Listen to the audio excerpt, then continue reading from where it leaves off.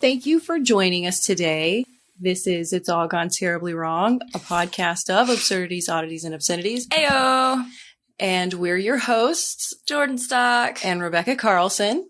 Thank you again for joining us. There's a nice sound we like. So for our first course of potatoes. Ooh, all the potatoes. Because we're a meat and potatoes broadcast at this point. My brother, Will Do, has been playing a game called Murdered Soul Suspect. And this is notable for two reasons. One, everyone get excited because you can play as a possessed cat. A little bit. Stoked. You play a little bit as a possessed cat, or you play as a little possessed cat? A little bit as a possessed Okay. You play a little bit as a possessed cat. As long as it's in there. Right? As long as you can do it. We need to play this. As a group? And record it, yeah. Can you play it as a group? One person can play it and other people can watch. Oh, okay. Sounds like a good time. Maybe we'll do that. Maybe we'll do as a live YouTube something or other. That would be fun. The other notable thing is that it has a reference to Elisa Lam. You'll never guess what that connection is. And to tell you more about it, here's Will Do. Will Do. Thank you for the prep time. Oh, also, if you haven't listened to our first few episodes, I covered Lisa Lam in one of them. So if you are feeling brave, go listen to those. They're Elisa, yeah. They're a little more raunchy, vulgar. Raw is a good word, yeah. Diamonds in the rough. Yes. Shine bright like a diamond. Okay. While playing Murdered Soul Suspect, there are collectibles that you can find scattered around the world. Mm-hmm. And in one section of the game, there are boilers. What? Yeah. And so after you collect all of the boiler collectibles, you get a little movie that gets played. Mm-hmm. And it's the story about a guy who moves into an apartment and his tap water is brown and gunky. Mm-hmm. And there's yelling and arguing in the next room. Eventually, and he complains to the landlord over and over and over. Eventually, he calls a plumber to come check out the pipes. Mm-hmm. Oh my God. And the plumber goes down to the boiler room of the apartment, and the man goes to the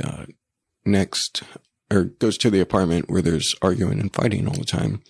And when he gets there, the door is open a little bit and he creaks it open slowly and no one's in there. But then all of a sudden he sees some wet footprints coming at him. Oh my God. Faster and faster. At that moment, he hears the plumber downstairs scream. By the time the man gets to the basement, the plumber's gone. But the boiler or water tank or whatever is open, and he looks in there and finds the ex-tenant's body. Damn, dude. Yeah, while I was playing this, I didn't expect it. Yeah. And then when I played this, I thought of you guys. Oh, Oh, I love it when you think of us during murder stories. Yeah. No, that's awesome. That's super cool. Yeah. This has been a terrible story by Will Do. And now back to Rebecca. It was a wonderful story. Thank you, Will. Damn, you're sweating. You guys can't see it because our computer's in the way, but Rebecca's rubbing My brother's sweat off my side of the desk. Gross.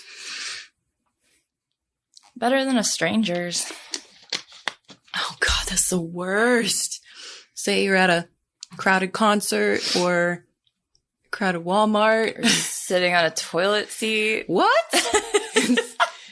I don't sit directly on the toilet seat. No, you build a nest. You take that toilet paper and you just build up a little A nest, really? That's Yes, the best term I've ever ma'am. heard for that. Yes, Toilet ma'am. nest. Build a toilet nest. That's why people are like, why does it take her so long in the bathroom? Because I'm building a nest. Toilet nest. Because I'm not trying to get other people's butt germs on me. That's what those things on the wall are for that you pull out. Yeah, those take too long to set up. It's easier with toilet paper. Those take longer than a toilet Because nest? they're connected. God damn it. Once again, we're back. Sorry for technical difficulties. And we're still adjusting. Oops, I did it again. Oops, I did it again. Rebecca! Yes. Tell me a story. Sounded like a 80s commercial for some Mentos. Boop. Fresh makers. Anyway, last season, I had various episodes that included weird architecture. Mm-hmm. This season, I'm going to put several into one episode, talk about some notable or interesting architecture. Sweet. The first one I'm going to start with is the Tower of David in Venezuela. This is also known as Centro Financiero con Finanzas. Ah, yes. I really practice that. I still think we should just insert the robot actual voice. If I can find it, I will. But 4 years of Spanish later. Tower of David in Venezuela, aka Centro Financiero con Finanzas. It is an abandoned, unfinished skyscraper in Caracas, Venezuela. It is the third highest skyscraper in the country after the Twin Towers of Park Central Complex. The construction began in 1990, but was stopped in 1994 due to the Venezuelan banking crisis. Mm. In the 2000s and 2010s, Caracas also suffered from a housing shortage, which led to occupation of the Tower of David by squatters. And supposedly they were led by ex-convicts. Fun times. They all lived in the tower? They all moved into this abandoned tower. Holy crap. By 2011, over 2,500 residents, which equals about 700 families, were living in the tower. Wow. Yes. And at peak population, the tower had close to 5,000 squatters. Residents improvised basic utility services like water that they had going all the way up to the 22nd floor. They used motorcycles to travel up and down the first 10 floors, but after that, they had to use the stairs. What? Yes, you're allowed a motorcycle floor 10 and below. I love this place. They have their own rules. It's much like the Kowloon City. Kowloon, I'm pretty sure. Yeah. Like where they just made their own society and they rerouted utilities from the rest of the city into their little thing. Residents lived up to the 28th floor, and some even had cars parked inside the building's parking garage. Wow. Here's a list of what else they had there. They had bodegas, barbershops, beauty salons, and even an unlicensed dentist who operated out of the building. They had, I feel like in the Kowloon City, they also had the dentist. Yeah, I was about to say, they had everything too. Everyone go back and listen to that episode as well. Dental health is important no matter what your income situation. Dude, I mean, really, like, if you've never had, like, a toothache, that shit's awful. Now, what do you mean when you say unlicensed? Right? Like you had training, you went to school, but didn't graduate, didn't renew your license. Have you ever had like a really bad toothache? No. Knocking on wood. Excruciating. I will definitely be suffering from that because I just invited that into my life. No, you won't. I'm just saying, like, out of all the things, like, I feel like you can deal with broken bones and shit, but toothaches are not bueno. Anyway, there was a government-sponsored relocation program that began in 2014, and it successfully relocated all of the tower's residents by June of 2015. However, some of the government-provided housing had squatters in them already. Really. After the relocation project ended, there was talk of renovating the tower into some sort of commercial space, but 2 earthquakes in 2018 caused a partial collapse of the top 5 floors, and it resulted in the portion that was affected leaning outwards by 25 degrees. I see that picture. Of it leaning? Yeah. That's intense. 25 degrees doesn't sound big. It sure looks big. But the bigger the object, the greater that 25% is. I mean, degrees. Yeah, yeah. You don't really think about that. Yeah. Oh my gosh, that's insane. It's a swanky looking luxury place inside there. Living in the lap of luxury at 25 degrees. This is awesome. I'm stoked to post these pictures. So the next disaster of a building, we'll say, is the Opal Tower in Australia. The Opal Tower is a residential tower located in the suburb of Sydney Olympic Park in the Australian state of New South Wales. The building was approved in June of 2015 and was completed in August of 2018. The building has 392 apartments with 34 above ground levels and 3 levels that are underground. Unit prices range from $800,000 to $2.5 million per unit. Good God. I know. I can't even imagine. Can't even imagine me ever making that much money in my whole life. Nope. You can visit us at www.patreon.com/It's All Gone Terribly Wrong. Just kidding. I mean, sort of. Nope, not kidding. On December 24th of 2018, residents had reported loud banging noises, exposed paneling, and cracks, which mainly affected the levels 4 and 10. After looking into it, experts determined the building had shifted between 1 and 2 millimeters. God. Inconsistencies with the building's structure have been related to under design and lower quality materials. These people were amateurs that built it. Oh my God. That's terrifying. That's how I feel about the bridge that they're making. How qualified are these individuals? Fun fact, one of the engineers that was working on the bridge here was in my Toastmasters group. Huh. I'm sure it worked for him, not me.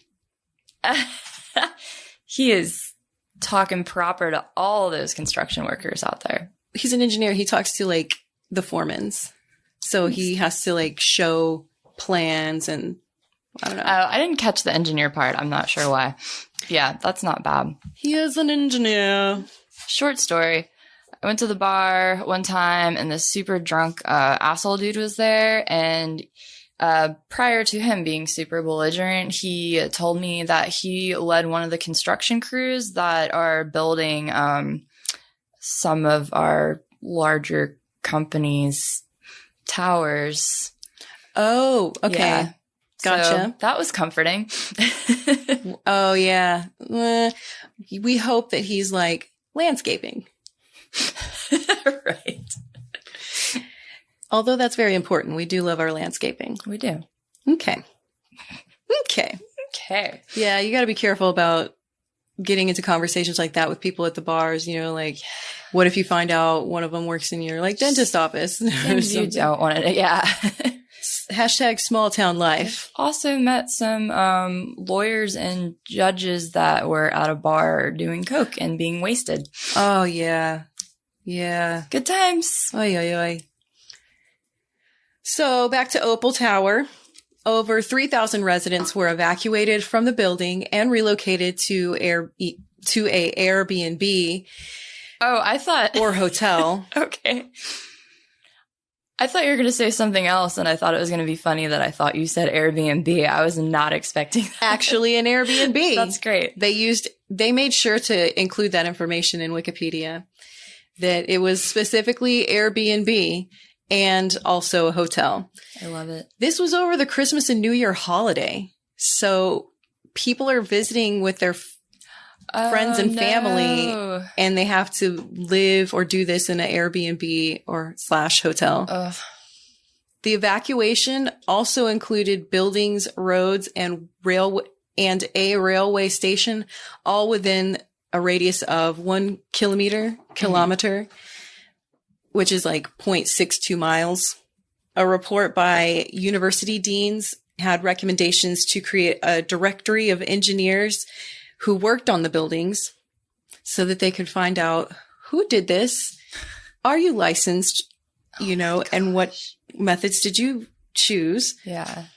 In February of 2019, New South Wales announced it would change building laws and require the registration of designers, engineers, and architects, with building commissioners appointed to audit their work. So they're like, never again. Remember the Opal Tower. Is that what it's called again? I wrote this in Opal Tower. Yeah. There's so many towers, Oh yeah. So many towers. It's like, remember the Alamo, remember the Opal.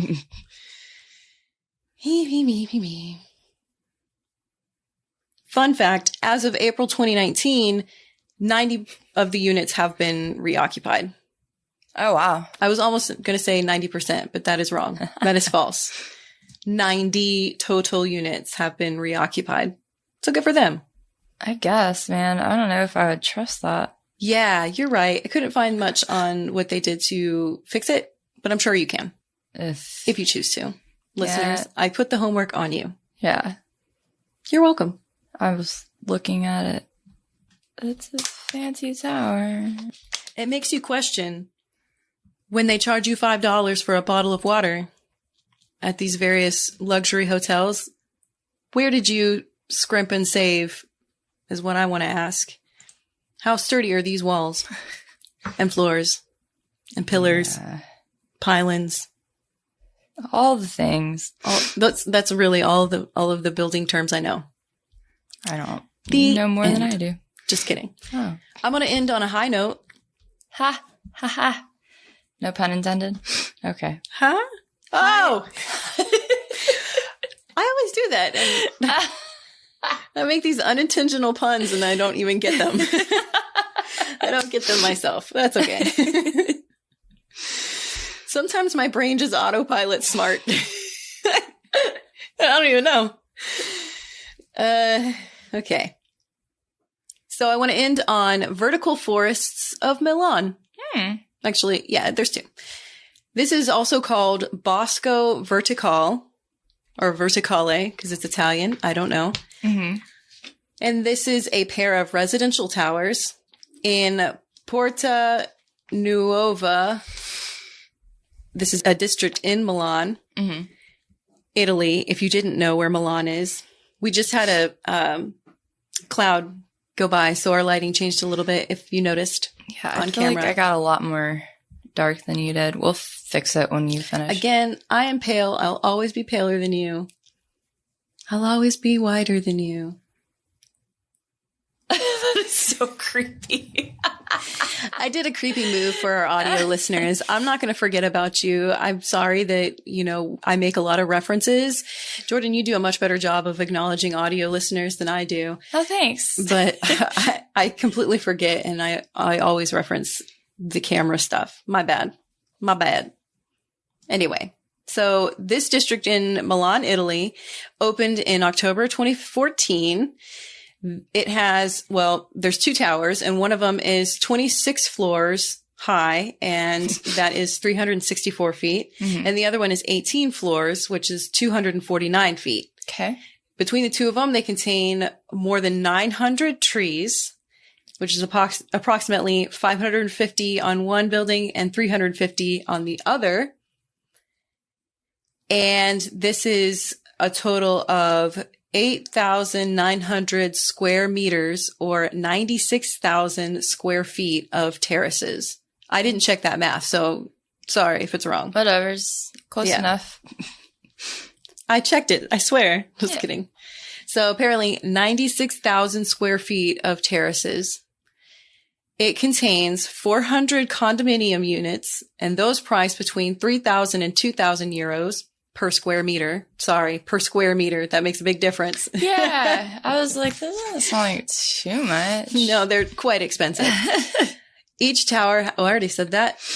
So there's 900 trees on each, between the two towers, 5,000 shrubs, 11,000 floral plants, and these plants help mitigate smog and produce oxygen for the area.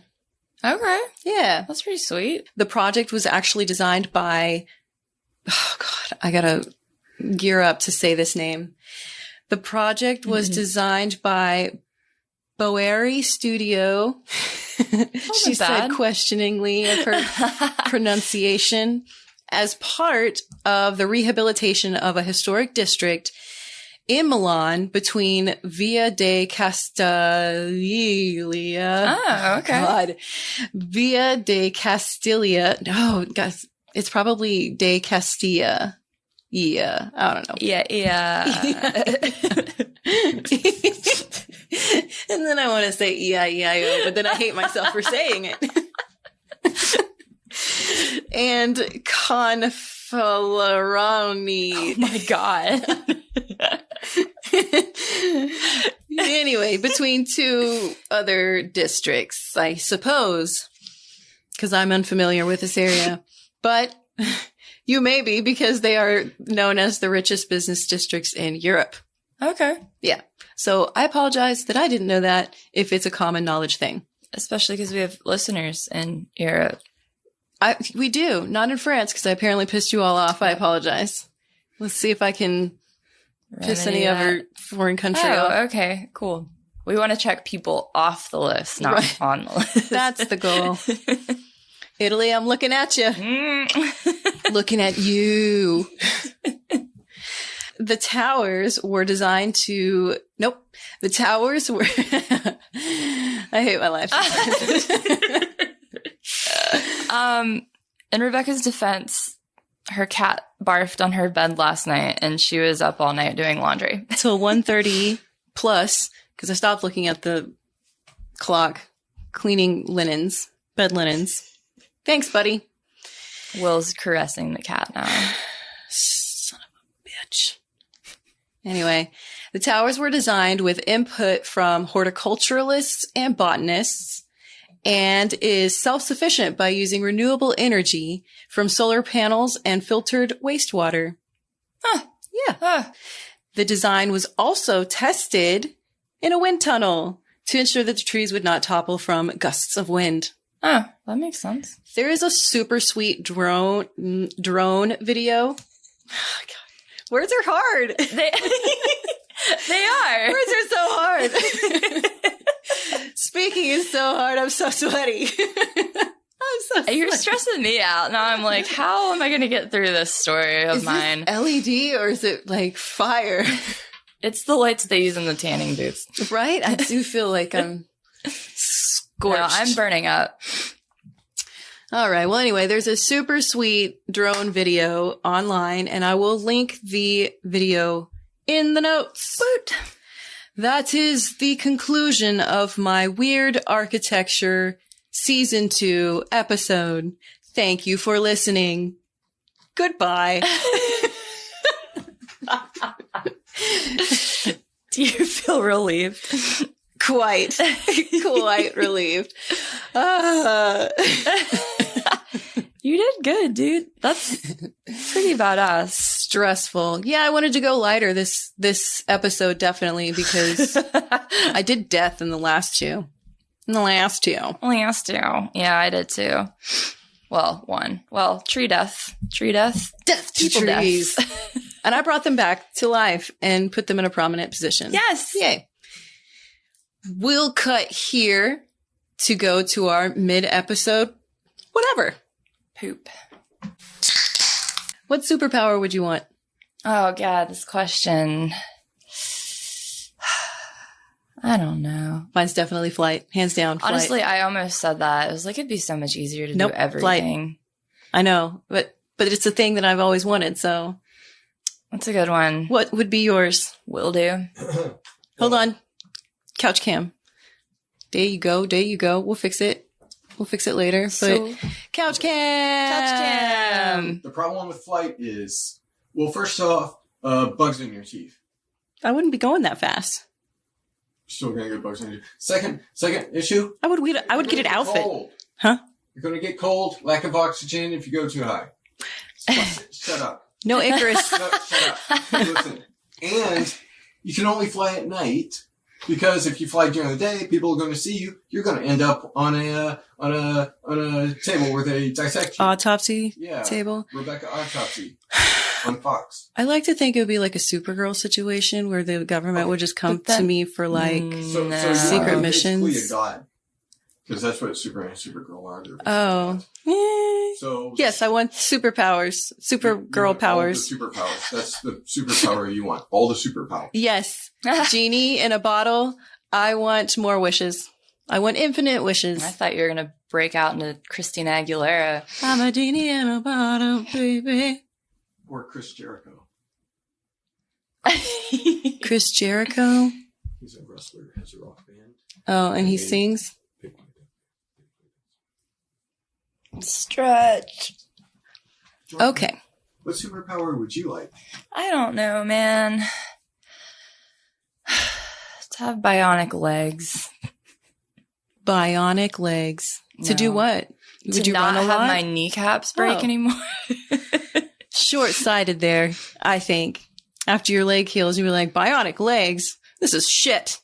I do like the flight thing, but then Will had to go all realistic with it. I know. I think being invisible would be pretty sweet. I do too.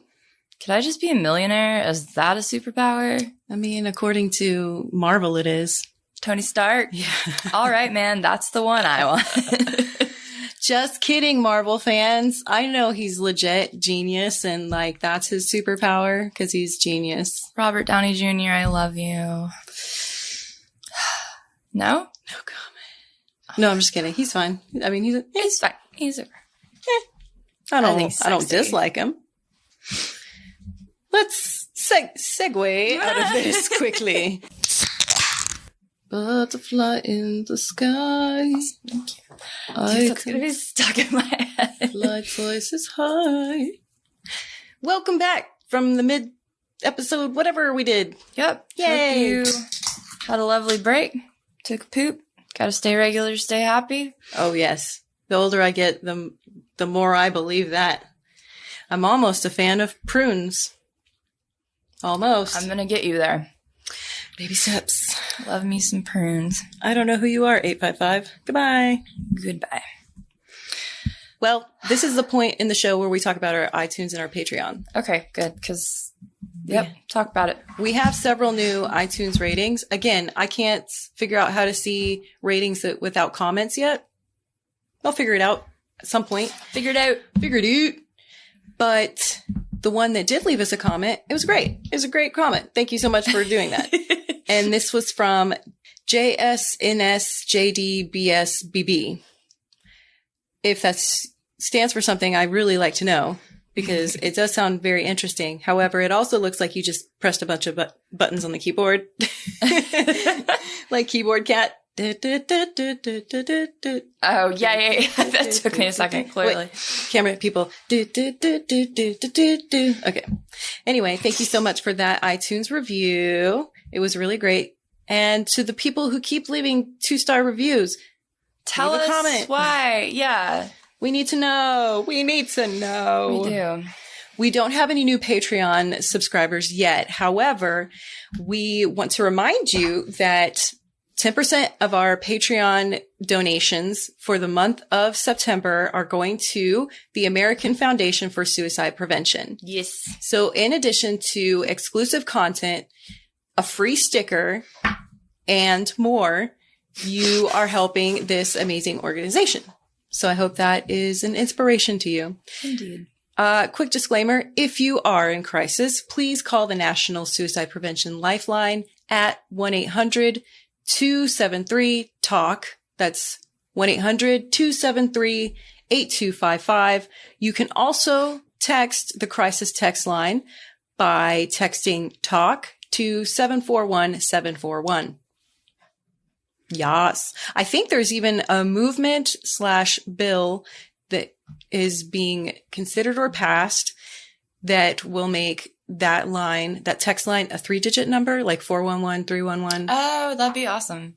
911. 311's not a thing, is it? I don't know. I think it is. There's a bunch of 11s. 311, the band. Yes. You have to come original. Come original. All entertainers, come original. That's not 311? I don't know. Okay. If it's not, I apologize. I'm going to take that out. I'm going to edit that out real quick. All right. That's all I had for iTunes and Patreon. All right. Oh, one last thing. Sorry. Patreon, you can sign up for as little as $1 a month. Yeah. So if you want to help us by just donating $1, every cent adds up. Thank you so much. Yeah. Clearly, we need better lighting. Actually, we're figuring it out. These are working out. We'll figure it out. Yeah. Okay. Jordan. Rebecca. Please to tell me a story. All right. You're welcome. You're welcome. For that interlude. That was amazing. All right. Hopefully, shit, man, this might be a little long. I'll try and condense it. I say that every week. So if you listened last week, it was a bummer. I'm sorry. This week's living proof, no pun intended, that life is constantly changing and developing new paths. So things are never stagnant. Shit gets better.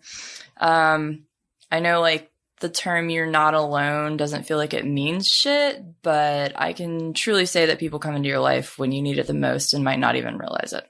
Yeah, I agree. So, as promised last week, this is the lighter, more hopeful side of the topic, so bear with me. Kevin Hines jumped off the Golden Gate Bridge on Monday, September 25th, 2000. Híjole, we're starting there. Okay. He was 19 years old and suffering from bipolar disorder. He said, "I was hearing voices in my head. I need to die, getting louder and louder. I thought I had to go. I thought I was my family's greatest burden. I thought I was useless." And I'm sorry if I'm talking fast. I'm just trying to get this all in one episode. Yeah. So I get it. Slow down. No, I get it. No, I thought you were going to say a different reason, but okay. Oh, yeah. Well, get through it because it's hard. They're pretty rough. They're pretty rough quotes. Yeah. Okay. Buckle in, guys. So, yeah. Gals. The day of, he took a bus to the bridge, and in the back row, he was openly crying. He had a pact with himself that apparently many suicidal people do. If one person asked him if he was okay or if something was wrong or if they could help, he was going to tell them everything and beg them to help him. And no one did. Nope. He stood on the bridge for 40 minutes, and a woman came up to him and asked him to take her picture. So he did that, and then when she walked away, he immediately jumped off the bridge. I bet that lady, if she ever found out, was probably be like, "Oh my God." Yeah, but really? I mean, it's not like you think about that being a thing. No, but there has been moments in my life where I've noticed somebody that looks like they're in distress, and I have gotten that strong urge to ask them, "Are you okay?" And sometimes I listen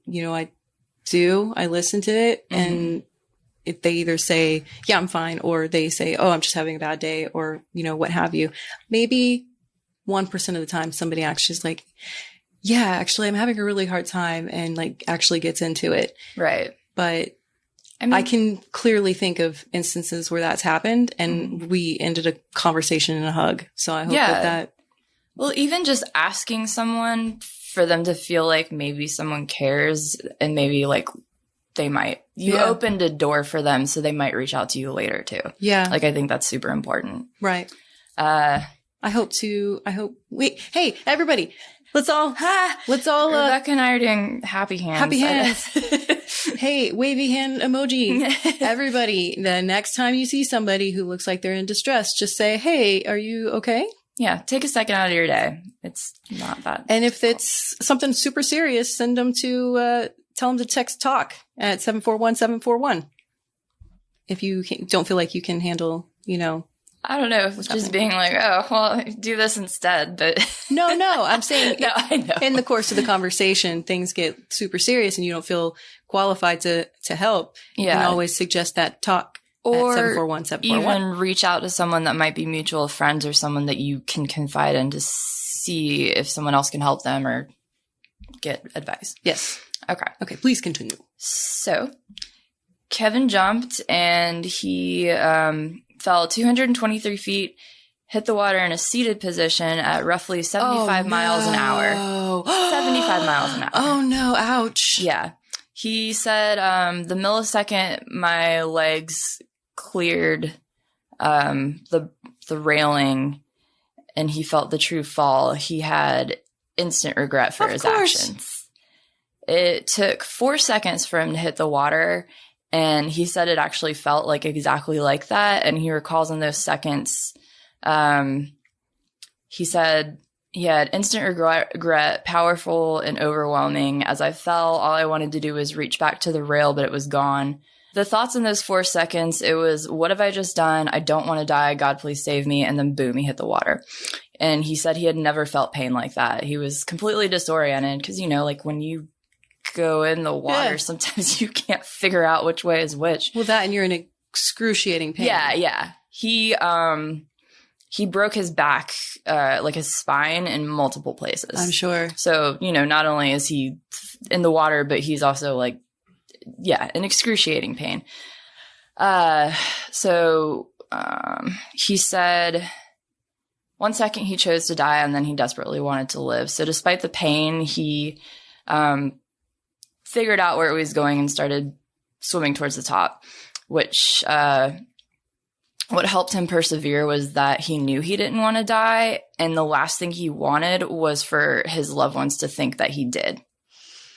So he made it to the surface. Coast Guard and Officer Marcus Butler pulled him out of the water. Butler, I guess, was assigned to that area a lot, so he still has nightmares about pulling bodies out of the water. He said the human psyche isn't meant to see bodies in the condition we saw them in. When these people jump, they don't hit the water and go peacefully into the night. I don't think people realize that. Sometimes the bodies are things you'd see in a horror show. Oh my God. And I know some of this is like really like raw and descriptive, but I feel like it's important for people to realize like suicide isn't really as easy and like painless and seamless as you think it's going to be. Like these people don't die right away. Like they're in agonizing pain and drowning. Right. It's not like a quick thing. But when he found Kevin, they're on the boat and he said, he recalls them saying, he's swimming. And all of us were like, what? He's swimming? And a light switch goes off. And this goes from a body recovery to an actual rescue. Yeah. Which is fucking awesome. Yeah, for sure. So Kevin says he thinks back to that day and says, I wish I said to my father that morning, am I a burden to you? Because he would have said no. Right. I wish I said to my dad, I'm thinking about suicide, because he would have said, I'm not letting you leave. Right. But he survived, so now he's married, and his dad man, dude, bro. His dad was the best man at his wedding, which I think is super sweet. That's great. And his, so he manages his mental health now with medication, and he wants people to know, he says, today is not tomorrow. Just because you're in this kind of pain right now doesn't mean it's going to be forever. And like, I cannot fucking reiterate that enough, because I've been there, and it's, feelings aren't permanent. They're temporary. And I like really can't reiterate that enough. All right. So second story, Ken Baldwin was 28, and he was basically the opposite of Kevin when he made his decision. And also the reason why I'm covering these two guys is because they like really connected over the fact that they both had this experience. And so they're like good friends now and shit. Okay. Yeah. So Kevin, you know, wanted someone to stop him. Ken was basically like indifferent. He looked indifferent. He was straight faced and impassive. He didn't want anyone to know he was about to do it. He says, I walked out onto the bridge and I was really scared. I was scared that I wasn't making the right choice. I was scared it was going to hurt. But he said, you got to go. You can't survive this anymore. And he remembers putting his hands on the railing, looking out towards San Francisco. He counted to 10 and he said he couldn't do it. Oh, that's good. He didn't jump. But then he looked around to see if anyone was watching and did it. Ah, I'm sorry. So in that moment, he realized despite being overwhelmed with his job, his life, all the circumstances, that they were still fixable. Again, so again, things regret. change. Yeah. Like, don't feel like stuff's always going to be the same way. It fucking changes. Yeah. So one thing I just want to interject here is something that's really helped me because I think everybody suffers with depression at some point. Oh, yeah. In various forms. Sometimes you don't even understand how it's manifesting. For me, I don't have so much depression as anxiety. Yeah. So going through school and trying to be successful in various ventures or whatever, I get overwhelmed and then it immobilizes me. Right. Like there was tons of mornings where it was such a struggle to get out of bed. Yeah. But the only thing that did is because I had obligations and people depending on me for whatever. But that was overwhelming as well to have that thought. I didn't realize until I got on Wellbutrin that how depressed I was. It's not something I want to be on forever, but for now, I still have some stresses that I need to work through. And so I'm going to continue to do it because it helps. Yeah. But what I was going to say is that, going back to things change day by day. It really does. When I thought that I was when times got really tough, it's because I needed to make a major change. Instead of a major decision like that, you need to make a major change. Yes, exactly. So that's my words of advice. And that's basically what Ken's realization was too.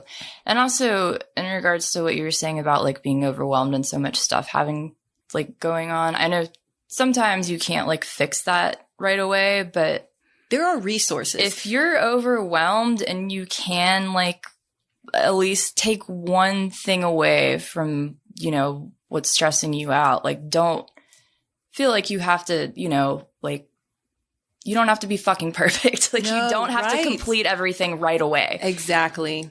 Learn to say no. Yes, exactly. That's a good lesson too, especially for someone like me who says yes to a lot of things. Yeah. But then gets overwhelmed. You know, if you're like that, learn to say no. Yep. It's true.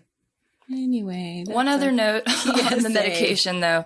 I'm on 4 different things every fucking day, and it sucks to admit, especially because there's so much stigma with it. And I know some people like aren't about that, but I kind of tried every other option and tried therapy. And I have to say, like, there is a notable difference with like how fucked up I was before and like how much better I'm doing now. Right. So it's different for everyone. That's another point. Don't judge your progress off of someone else's progress. Exactly. Yeah.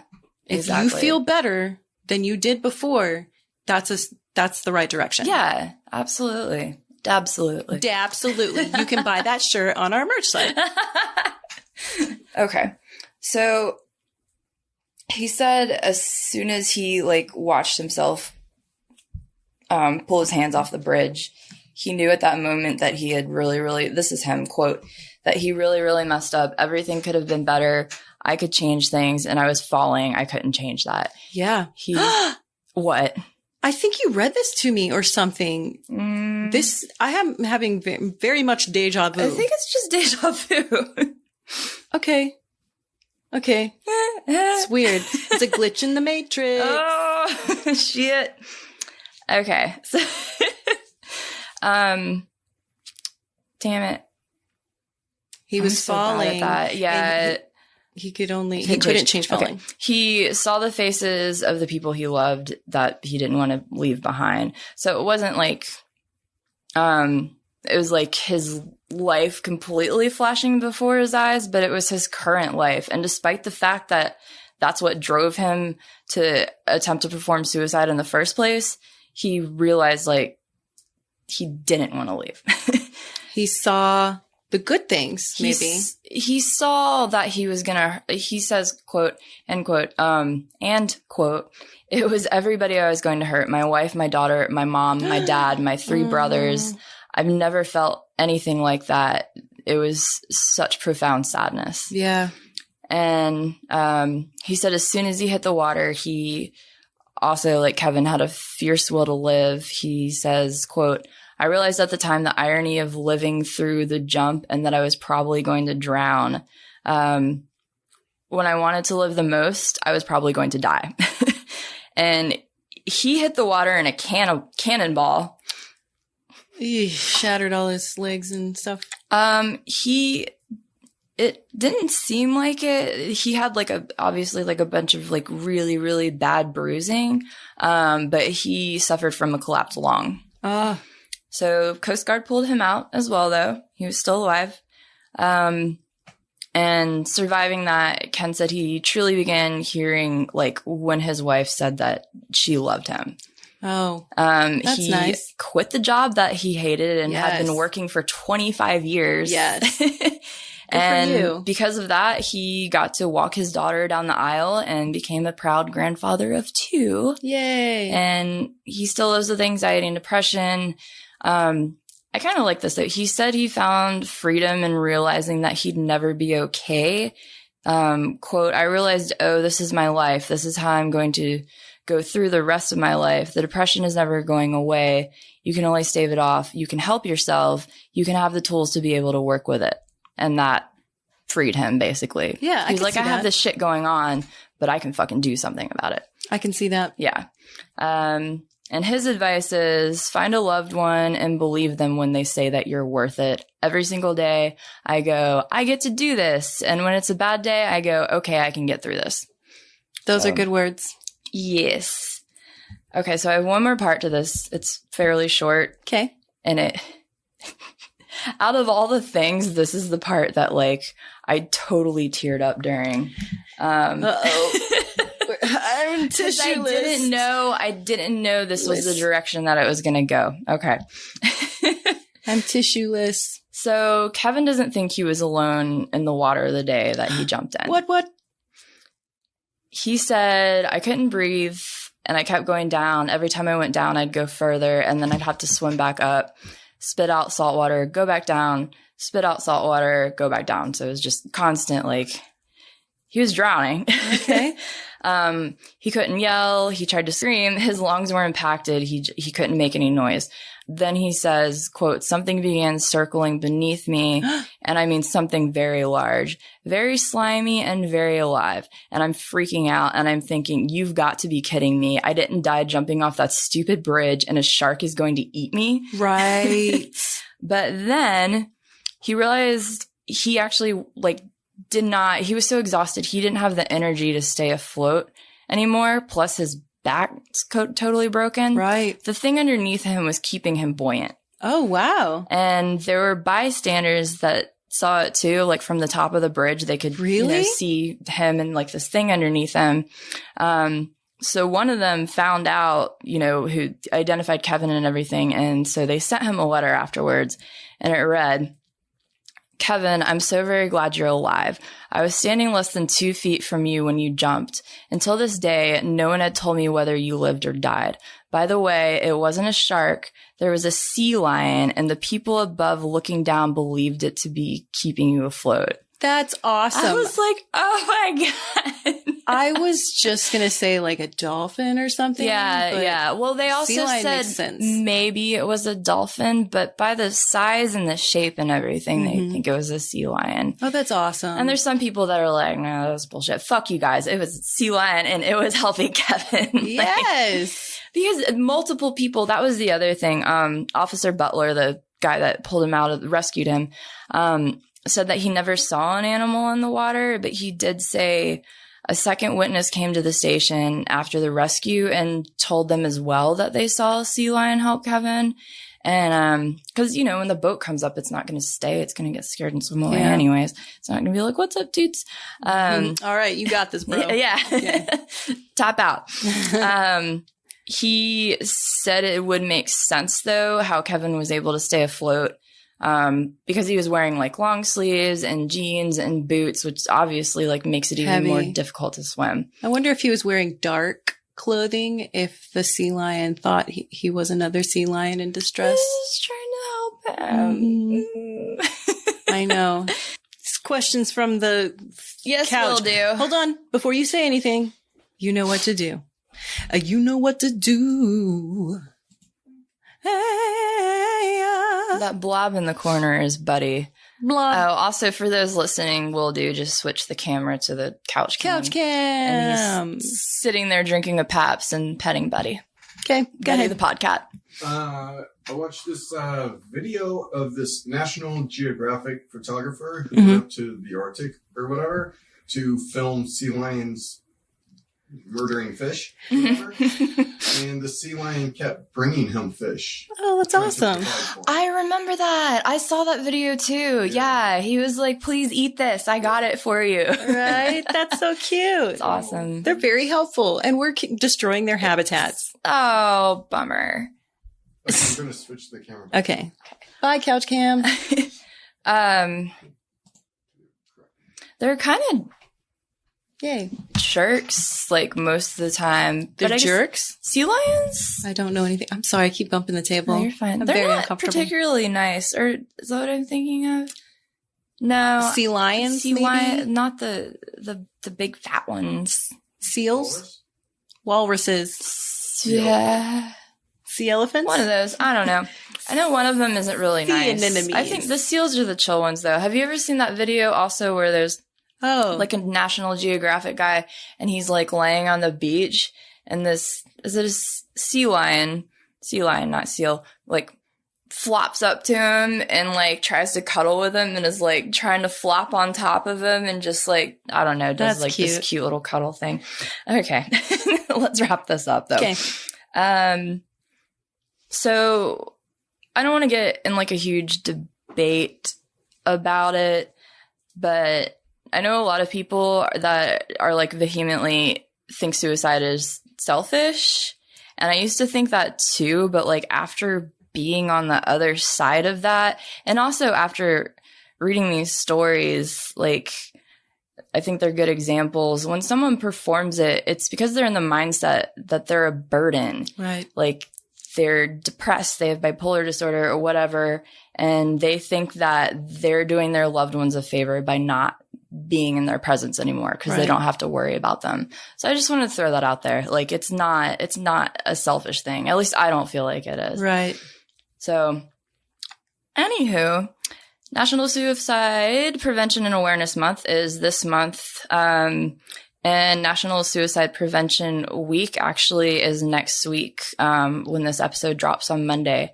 And then World Prevention Suicide Day is next week, Tuesday, September 10th.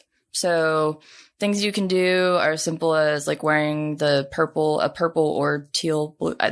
It's like this 2 colored ribbons, but I don't know where you find that. Right. Unless you order it, but it's purple and teal, or you can wear a yellow one in memory of a friend. And basically it's to encourage like open communication about suicide and suicide prevention and mental illness. And also be like, hey, if you're like dealing with shit, I support you. And also, you can always make a donation to the National Suicide Prevention Line or like a similar nonprofit for your choice. And we'll link all those and everything. Yes. So that's it. Awesome. Hope you guys made it through. I'm really happy. I feel like that one was a little more hopeful than last week's. Absolutely. Absolutely. It was more of a kiddie roller coaster this time rather than like the gargantuan or whatever. There were sea lions in it. And there were sea lions in it. Bonus. The Pitbulls of the Sea. Mm-hmm. But in a good way. Yarp. Yarp, yarp. And they make the coolest noises, which I would attempt, but... Do they bark? Yeah, they're like... Okay, they're the barking ones. Burp, burp, burp. Not like that. Louder. Louder. They kind of yodel. They yodel? Dude, when I lived in Oregon, there was like a sea lion sanctuary on one of the coast beaches. And they had a bunch of them. Like, you just go into like one room where they're all at. They are so loud. I bet. Oh, yeah. If they're in a group, yeah. Yeah. They bark. Like, shut up. Just kidding. So donate to our Patreon so that we can buy a sea lion. Oh, yeah. You're like, yeah, dude, good causes. Nope, good segue. Yes, and we'll put it on our cat ranch. Oh, yeah. Mm-hmm. We also need a cat ranch, so. A cat island. A cat island. We're moving that ranch to an island. Yep. So that the sea lions can live in the water next to it. Good job, Will Do. Good call. Yay. Well, I want to mention the feedback poll that we have introduced today of recording. Yes. The day of recording. And I reckon it'll be up for another 6 days, which will put it next Wednesday. So after this episode, you have 2 more days to participate in this poll. We just want to know if you guys would be interested in having a group page. Yes. That way you guys can interact more by posting when you think you find something that's cool or interesting or relatable to our subject matter. Because we also like always need ideas for stuff to cover too. So if you have suggestions, oh, heck yeah. Yeah, post that stuff. Yes, absolutely. I apologize if you saw some like flashing. There's a neighbor opening and shutting a door and it's like hitting the sun in a particular way. So I guess we should work on that. Our next like Patreon check, get some blackout ones. Yeah. They're like, bitch, you can't afford no blackout blinds. They're $8. That's 8 Patreons. I'm sorry, I'm yelling.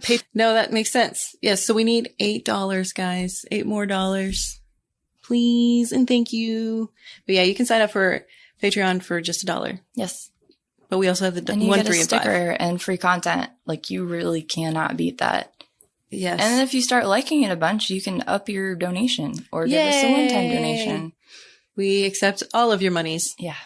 And 10% of it is going to good causes, different one every month. So. Yes. If you are new to the show, we're going to pick a new charity each month. It'll probably correspond like this one does correspond to the month. For example, September, Suicide Awareness Month. Anyway. What is October? Let's find out. I want it to be I think it's a Cancer. October. That got dark. I was going to say I want it to be something ridiculous. That is...